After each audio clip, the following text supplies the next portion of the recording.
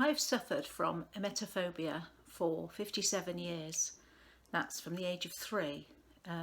My earliest memory of being sick was when my mum took me to a hospital to have a small operation just under my tongue, and then she had to leave me. In the early 60s, hospitals weren't the friendliest of places, and I became so distraught, I guess thinking that my mum wasn't coming back, that I cried hysterically for the whole of the time I was there, till I made myself sick. I was so sick, I was so scared, and I can even feel the trembling that I felt of feeling so distraught.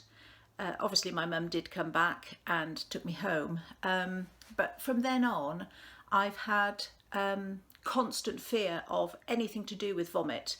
I can't be around my children when they're ill.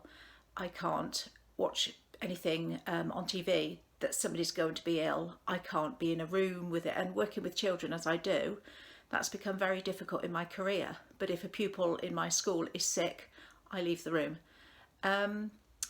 It has stopped me going on holiday. Very often I have to go locally. I have to map out all the toilets on my route. It's become ridiculous.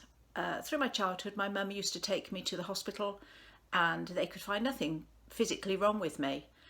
The doctor said I would outgrow it, and of course I never did, and I'm now nearly 60 and I didn't outgrow it. And it's made my anxiety so much worse than probably it would have been. This is why I was desperate to speak to Nik and Eva.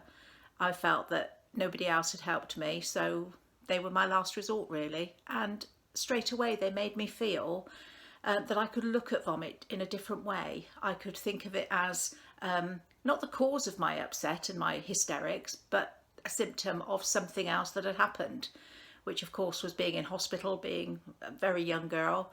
And it's just made me think totally differently and out of the box. I can't thank them enough for what they've done for me. You know, in just such a small time, the way they made my head just totally change how I think about things. I now realise that being sick is not forever. It's not so bad, and it's there for a reason. Being sick is usually when you're poorly, and when you're poorly you need, you know, the bug to be out of your body. So by turning it around in my head and think of it as my body is protecting me, I can think differently now. And a couple of nights ago there was a programme on TV where a young man in an aeroplane was very sick, and I watched it, and it's the first time that I've ever been able to do that.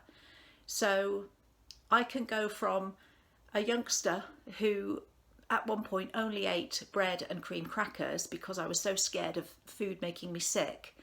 I'm now prepared to try different things and go different places, and not have to map out all the toilets, taking a sick bucket, all of those things. I don't feel that I need to do that anymore. I'm totally grateful to Nik and Eva, fantastic people, and I'm